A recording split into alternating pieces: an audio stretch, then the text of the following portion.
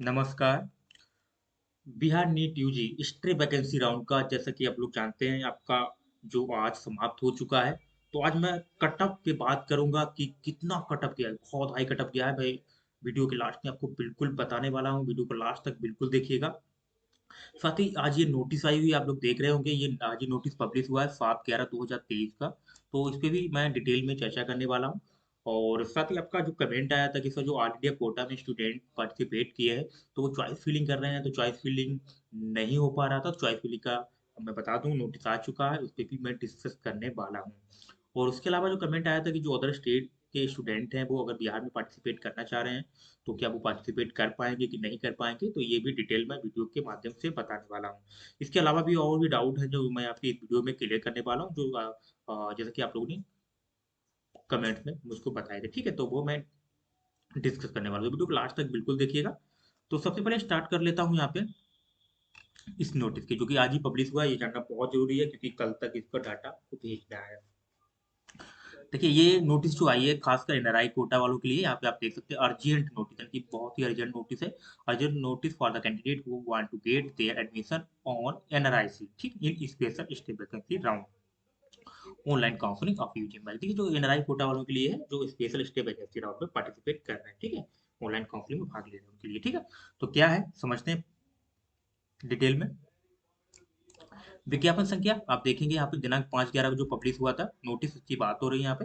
UG Mac 2023 सभी संबंधित अभ्यर्थियों को, संस्थानों को भी सूचित किया जा रहा है। हालांकि यहाँ पे अगर सभी अभ्यर्थियों, संस्थानों, सर्वधारण को सूचित किया जाता है कि वैसे अभ्यर्थी जो यूजी मैक 2023 की special stay vacancy round counselling के लिए फ्रेश ऑनलाइन आवेदन निर्धारित अवधि में भरे हों या भरने वाले हों अथवा विलिंगनेस देते हैं, ठीक है, तीनों की बात हो रही है। ये स्पेशल स्टे वैकेंसी राउंड की बात हो रही है जो इन्होंने लिखा है। हालांकि ये बात भी चेंज कर दें वो अलग बात है, लेकिन इसमें क्लियर मेंशन है स्पेशल स्टे वैकेंसी राउंड। हालांकि यहाँ पे अर्जेंट नोटिस में आप देख सकते हैं स्पेशल स्टे वैकेंसी राउंड के लिए है, ठीक है, ये लिखा हुआ है।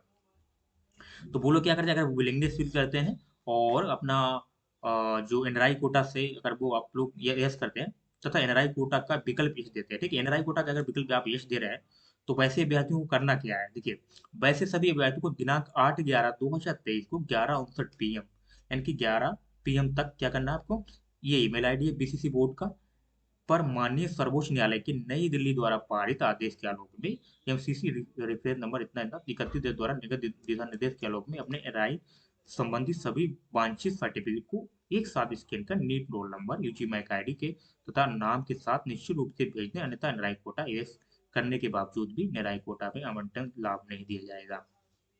सिंपल सा कि ये जो एमसीसी था ना वहां से एक नोटिस निकली थी, उस नोटिस में बोला गया था जो 31/10 का है जो भी हो, कि जो बच्चे एनराई के लिए अप्लाई कर रहे हैं तो उनको क्या करना है, उनको अपना जहाँ से अप्लाई, जैसे बिहार से आप कर रहे हैं तो बिहार में यहाँ पे हालांकि निकाल दिया गया है, तो बिहार वालों को क्या करना है, आपको अपना डाटा भेजना है, ठीक है। क्या डाटा भेजना है मैं आपको बता देता हूँ। अगर आपने एनआरआई से स्पेशल राउंड एनआरआई कोटा से अप्लाई किया है तो क्या करना है आपको, सभी वांछित सर्टिफिकेट जो एनआरआई से संबंधित, यहाँ देखिए एनआरआई से संबंधित, आज कुछ नहीं, सिर्फ एनआरआई से संबंधित यहाँ पे बात हो रही है, आलोक में अपने एनआरआई से संबंधित सभी वांछित सर्टिफिकेट, ठीक है, जो एनआरआई से संबंधित सर्टिफिकेट है वो आपको क्या करना है, स्कैन कर लेना है, ठीक है। सभी जितने भी हैं वो आपको स्कैन कर लेने हैं। स्कैन करने के बाद उनको अपना नीट का रोल नंबर और यूजी मैक आईडी भी तथा नाम के साथ निश्चित रूप से भेज दें, ठीक है। ये तीन चीज आपको एक में लिख लेना है, किसी में यूजी मैक आईडी, नीट का रोल नंबर और अपना नाम। उसके बाद आपको बीसीएस बोर्ड में भेजना है। अन्यथा अगर आप ऐसा नहीं करते हैं तो एनआरआई कोटा यस रहने के बावजूद, आपने एनआरआई कोटा में यस कर रखा है फिर भी एनआरआई कोटा पर सीट आवंटन का लाभ आपको नहीं मिल पाएगा फिर, ठीक है। अगर आप नहीं भेजते हैं तो आपको लाभ इसका नहीं मिल पाएगा और उन्हें यूआर माना जाएगा, फिर आप जनरल में कन्वर्ट हो जाएंगे, ठीक है। एनआरआई का सीट आपको नहीं मिलेगा, आपको जनरल का सीट मिलेगा। वांछित एनआरआई से संबंधित सर्टिफिकेट अलग अलग टुकड़ों में भेजा हुआ मान्य नहीं होगा। अलग अलग टुकड़ों का मतलब हुआ यहाँ पे कि आपने मान के चलिए फोटो खींच लिया है, किसी फोटो क्लिक किया, एक पेज अलग हो गया, दूसरा पेज अलग हो गया, आप एक एक फोटो करके एक एक करके क्लिक करके भेज रहे हैं। आपने अलग अलग आठ में 8 कॉपी भेजा अलग से, 3 कॉपी है, मान के चलिए 3 प्रिंट है, 3 प्रिंट अलग अलग आप भेज रहे हैं, तो ऐसे आपको नहीं भेजना। आपको फिर पीडीएफ बना लेना है और एक पीडीएफ में टोटल जितना भी डॉक्यूमेंट्स आपका है वांछित है जो भी, तो वो टोटल आपको उसमें क्या करना है, स्कैन कर लेना और उसका कॉपी बना के तब आपको मेल करना, ठीक है, एक ही साथ। अगर आप ऐसा नहीं करते हैं तो इसमें लिखा हुआ है जिसके लिए अवैतनिक स्वयं जिम्मेदार होंगे, निर्धारित दिनांक 8/11 तक तो आपको भेजना ही है, ठीक है, के बाद। और उसके बाद अगर 8/11 के बाद 8:11 PM मतलब 12 बजे से 1 मिनट पहले तक आपको भेज देना है। अगर आप ऐसा नहीं करते हैं तो नाराज फैक्ट्री अपूर्ण रूप से वांछित डिटेल इससे भेजे गए ईमेल को अस्वीकार कर दिया जाएगा। ठीक है, तो बिल्कुल स्वीकार नहीं किया जाएगा, ये क्लियर लिखा हुआ है। और आपको कुछ जानकारी तो इन्होंने बोल दिया कि एमसीसी का ये निर्देश है, ये मेरा निर्देश नहीं है, इनका ये कहना है। माननीय सर्वोच्च न्यायालय का संदर्भित पारित आदेश बीसीसी बोर्ड की वेबसाइट पर दिया गया है, जैसा कि आप नीचे पढ़ सकते हैं, जिसे अभ्यर्थी निश्चित रूप से पढ़ लें, क्योंकि नीचे दिया गया है, आप इसको पढ़ सकते हैं अच्छे से। ये नोटिस है, ठीक है। तो आपका ये आदेश लगा हुआ है, इसमें आप अच्छे से समझ सकते हैं। तो ये टोटल डिटेल ये तो हो गया नोटिस जो आज आई थी, बताना बहुत जरूरी था कि देखिए कोई भी इन्फॉर्मेशन होता है मैं चाहता हूँ कि डिटेल में बताया जाए उसको। तो अब बात कर लेता हूँ जो बच्चे कमेंट कर रहे थे कि सर जो मेरा अदर स्टेट से हैं तो कैसे अप्लाई कर पाएंगे। ठीक है, अदर स्टेट वालों के लिए मैं बता दूं यहाँ पे ये प्रोस्पेक्टस है। ठीक है, बीसीसी बोर्ड का आप भी देख सकते हैं, यहाँ पे सीधा लिखिए आवासीय अवस्था। ठीक है, अब आवासीय में देखें जिनके माता पिता बिहार के, तो यहाँ पे केवल वे ही आवेदक नीट यूजी 2000 के आधार पर प्रवेश पा सकते हैं जिनके भारत के निवासी हैं और जिनके माता पिता बिहार के स्थायी निवासी हो। ठीक है, अगर बिहार के स्थायी निवासी माता पिता है तो कोई दिक्कत नहीं है। ठीक है, अगर आपके पास वो भी नहीं तो जिनके माता पिता बिहार से निबंधित शरणार्थी हैं तो वो भी यहाँ पे फिलअप कर सकते हैं। जिनके माता पिता बिहार के रहने वाले या दूसरे राज्य के हैं वो भी इसके लिए भर सकते हैं, लेकिन बिहार सरकार के कर्मचारी हैं। ठीक है, उसके बाद यहाँ पे ऑप्शन मिलता है जिनके माता पिता पुनर्गठन में पूर्व बिहार सरकार वैसे कर्मचारी हैं जिनके संबंध में विभाजन अभी नहीं हुआ और जिनका पद बिहार झारखंड राज्य में अभी भी स्थानांतरित है। ठीक है, बिहार झारखंड में आपको पता करनी जॉब या माता पिता जॉब कर रहे हैं तो भी आप यहाँ पे एलिजिबल है इनके प्रोस्पेक्टस के अनुसार। एक ऑप्शन और मिलता है आपको जिनके माता पिता बिहार में पदस्थापित भारत सरकार के कर्मचारी हैं या बिहार राज्य में स्थित भारत सरकार द्वारा संचालित कारखानों अथवा सेक्टरों में भी काम के कर्मचारी हैं, फिर भी आप एलिजिबल है, फिर भी यहाँ पे आप भर सकते हैं। और जिनके माता पिता राष्ट्र के कर्मचारी हैं और तत्काल बिहार में पदस्थापित हुए हैं वो भी भर सकते हैं। ठीक है, अभी जो ज्वाइन किए हैं बिहार से तो भी भर सकते हैं। तो ये इनका डाउट हुआ। अब यहाँ डाउट बचता है, अब ये आपका जो डाउट पड़ता है अर्ध कोटा वाला, तो मैं उसकी भी चर्चा कर देता हूँ। जैसा कि मैं आप नोटिस देखता हूँ आ चुकी है, आप लोग देख सकते हैं यहाँ पे ये नोटिस आ चुकी है। तो चॉइस फिलिंग का आप यहाँ पे देखेंगे अर्जेंट नोटिस जो कि अब 7/11 यानी कि आज ही पब्लिश हुआ है।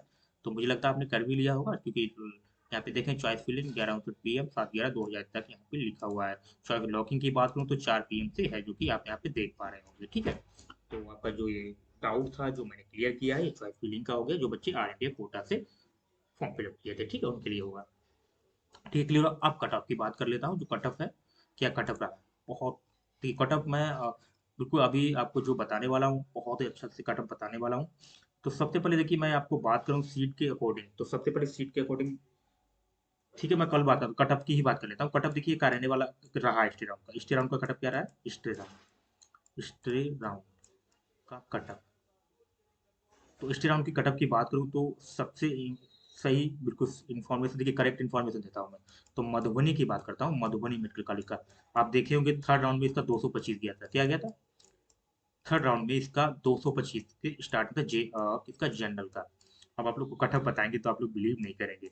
ठीक है, ये थर्ड राउंड का था, कौन सा था थर्ड राउंड का, 225 थर्ड राउंड का गया था, मैं बता देता हूँ। अब इसका जो कट ऑफ गया है आप किसी से कंफर्म कर सकते हैं, कोई दिक्कत नहीं है।